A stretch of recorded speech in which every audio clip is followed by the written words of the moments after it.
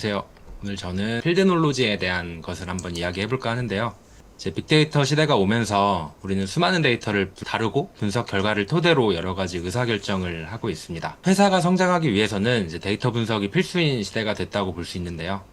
그런데 이제 분석의 결과들이 우리가 좀 알고 있는 일반적인 개념과 항상 같은 해석으로 이어지진 않습니다. 이때 중요한 것이 바로 필드놀로지인데요.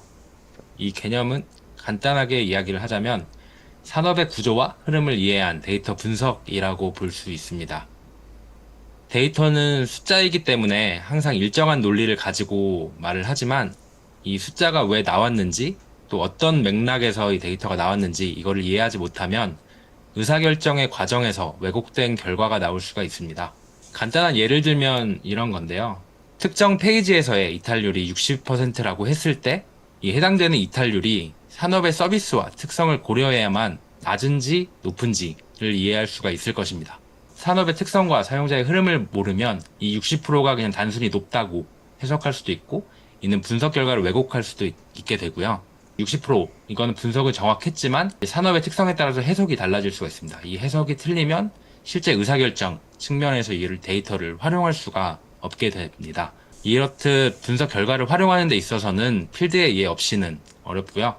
분석의 결과를 활용하기 위해서 필드놀로지라는 것이 필수 조건이라고 할 수 있을 것 같습니다. 이 필드놀로지를 실무에서 적용하기 위해서는 세 가지의 핵심 요소를 인지를 해야 하는데요. 첫 번째는 현재 속한 산업의 수익 구조, 산업 구조를 이해하는 것입니다. 이 산업의 수익 구조와 우리 회사가 어떤 역할을 하고 있는지, 이 서비스가 어떤 역할을 하고 있는지 이런 것들을 이해하는 것이 중요할 것 같고요. 만약에 플랫폼 산업이라고 하면은 유사한 서비스들 사이에서 우리 회사를 사용자가 얼마나 이용하고 있느냐, 얼마나 많은 액티브 유저를 확보하고 있느냐 이런 것들이 중요할 것 같고, 금융 서비스라고 하면은 사용자가 금융 서비스를 이용하고 다음에 또 이용하는 리텐션 지표를 보는 것이 좀 중요하다고 생각을 합니다. 두 번째는 비즈니스 플로우를 이해하는 것인데요. 사용자가 서비스를 이용할 때 이게 유입이 되고 서비스를 탐색하고 그리고 이용하고 이탈 또는 재이용하는 흐름 안에서 어떻게 데이터가 발생하고 수집되는지를 이해하는 것을 의미하는데요. 이것이 곧 커스터머 저니, 그러니까 고객의 여정이라고 볼 수가 있을 것 같습니다. 그리고 마지막으로는 사용자의 행동에 대한 맥락을 이해하는 것인데요. 분석의 결과에 대한 단순 수치가 아니라 이 데이터가 왜 나오게 됐는지, 어떻게 사용자가 이런 행동을 보이는지에 대해서 탐구하는 것이 필요하다고 생각을 합니다. 예를 들면 결제 측면에서 보면은 이제는 날씨가 점점 더워지기 때문에 고객들이 에어컨을 좀 사고 싶어가지고 뭐 쇼핑 앱이나 이런 쪽에 많이 유입되고 검색을 많이 하는 이런 현상들을 탐구하는 내용이라고 볼 수 있을 것 같습니다. 이렇게 그냥 개념적으로 보면은 좀 와닿진 않을 것 같은데요. 필드놀로지가 없는 분석의 결과에 대해서 한번 예시를 들어보려고 합니다. 서비스 비즈니스 플로우를 이해하지 못하고 고객의 분석을 한 결과물이 나오는 것들인데요.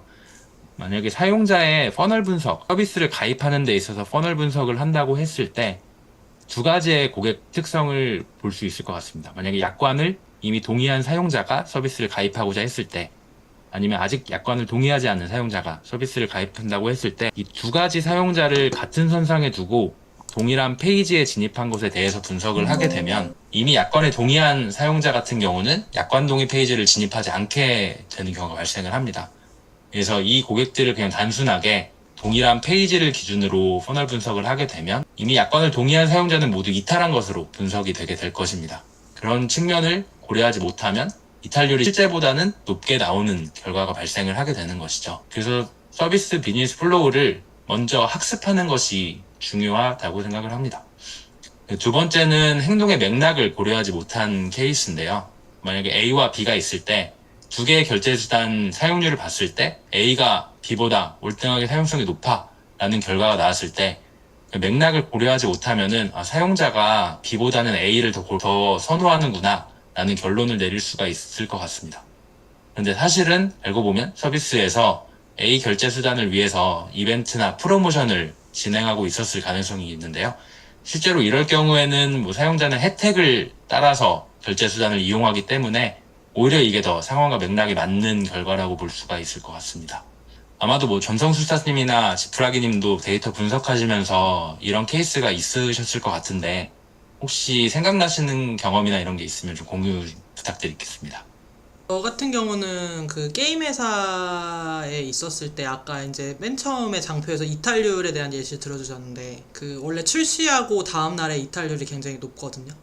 근데 그거를 단순히 이제 다른 산업들의 이탈률 이미 되게 서비스한 지 오래된 서비스에 대한 이탈률이랑 비교했을 때 그 단순한 절대값 수치만 가지고 되게 높다라고 판단을 처음에 했던 그랬던 경험이 있는 것 같아요. 그래서 말씀하신 대로 이제 사실 비교도 필요하고 그 이전의 사례에 대한 거 판단하는 게 맞는 것 같습니다. 저는 좀 제조업 쪽으로 생각을 해보면 일단 B2C 서비스라고 하면 이제 서비스 비즈니스 플로우라고 표현을 할 수 있을 거고, 만약에 뭔가를 만들어내는 제조업 공장이라고 하면 한 생산품이 만들어질 때까지 한 공정을 이제 플로우라고 볼 수 있을 거잖아요.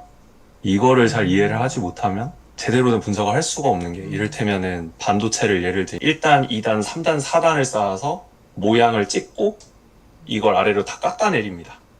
그래서 쌓는 것도 중요하고 찍는 것도 중요하고 깎아내는 것도 중요하죠.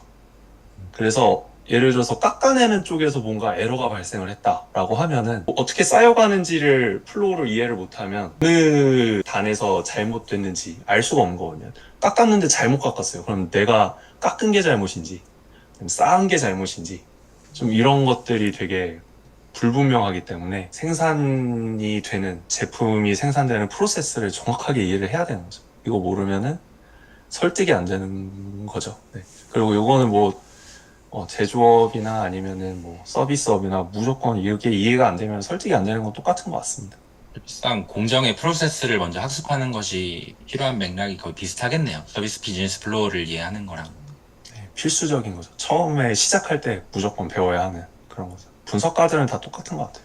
게임 쪽 같은 경우는 첫날 다음에 이탈이 높은 이유는 뭐 사전 예약하고 이런 사용자들이 다 빠져나가서 그런 건가요? 네, 맞아요. 그 특히 모바일 게임에서 그게 되게 많이 두드러지고요. 이제 사용자가 대부분 킬링타임 목적으로 이제 들어오는 경우가 많기 때문에 첫날에 결제도 굉장히 많이 이루어지고 그 다음날에 대한 이탈도 굉장히 높습니다. 네. 아무래도 문과도리님은 기획자로도 일하셨었기 때문에 기획자로 일하셨을 때의 필드 놀로지, 그러니까 도메인에 대한 이해도랑 분석가로 일하셨을 때 도메인에 대한 이해도랑 확실히 다르긴 할 텐데 그 영향이 어느 정도로 다른지 좀 궁금하거든요. 체감하시는 바로는 어떠신지. 사실 케이스를 학습하는 과정에 있어서 도움이 된다고 생각을 하고 있습니다. 기획자 같은 경우에 이 서비스 비즈니스 플로우를 이해하는 학습 과정이 굉장히 많이 있거든요. 예를 들면은 뭐 고객이 발생할 수 있는 그런 모든 케이스를 정의를 해본다던가 그 과정에서 이걸 QA라고 부르기도 하는데 어떤 오류가 발생하면 그거를 각각 해결해야 될 시나리오를 모두 설계하기 때문에 이 비즈니스 플로우를 굉장히 세부적으로 이해를 하게 됩니다. 그러다 보니까 사실 이후에 분석 같은 걸 할 때도 이런 케이스들을 좀 먼저 생각을 해보는 그런 경험들을 좀 해왔던 것 같아요. 그래서 도메인이 많이 달라졌다기보다는 분석을 하기 위한 좋은 학습 효과가 있었다. 분석하는 사람이 기획자나 사업하는 사람만큼 이해도가 있기는 어렵잖아요. 그래서 이제 충분히 얘기를 많이 하면서 그들이 생각하는 어떤 포인트라든지 이런 것들에 대해서 많이 얘기를 듣고 분석을 하는 것이 중요하다, 이렇게 개인적으로는 생각합니다. 네. 네, 네. 공감하고요. 네네. 그래서 사실은 필드 놀로지를 확보하기 위해 가장 중요한 항목 중에 그것도 하나긴 합니다. 물론 제일 좋은 거는 분석가 분들도 직접 서비스를 써보면서 그 과정을 이해해보는 게 베스트라고 생각을 하고요. 근데 모든 케이스를 다 경험하기는 힘들 거예요. 뭐 기획자 같은 경우는 핸드폰도 여러 개 사용하면서 모든 시나리오를 다 설계하고 하는 과정들을 거치다 보니까 그 이해 과정이 깊어지는데, 분석가가 당연히 거기까지는 하기 힘들지만 그래도 직접 서비스를 써보면서 특정 케이스에 대해서는 이해해보는 그런 점이 좀 필요할 것 같고요. 그게 아니라면은 이미 좀 깊이 충성 사용자들을 대상으로 인터뷰를 진행해 보는 것도 좋은 방법이라고 생각을 합니다. 그 다음에 이제 회사적 측면에서 좋은 거는 말씀 주신 대로 기획자나 마케터들 이렇게 유관된 분들과 함께 정기적으로 좀 스크럼 회의를 가지면서 분석 아이디어에 대해서 좀 논의를 해보는 것도 좋을 것 같습니다. 정리를 하자면은 분석에는 현장의 감각이 필요하다고 생각을 하고요. 이건 단순히 분석가 혼자 하는 게 아니라 전체 회사 전체적으로 기획자나 마케터들과 함께 하는 방법이라고 볼 수 있을 것 같습니다. 그래서 필드 놀로지는 솔직히 단순한 분석 기법이라기보다는 데이터 분석가가 가져야 할 관점이나 태도, 습관이라고도 볼 수가 있을 것 같고요. 결국 숫자를 해석하는 거는 사람이기 때문에 그 사람의 현장에 대한 이해도가 분석의 깊이를 결정할 것 같습니다.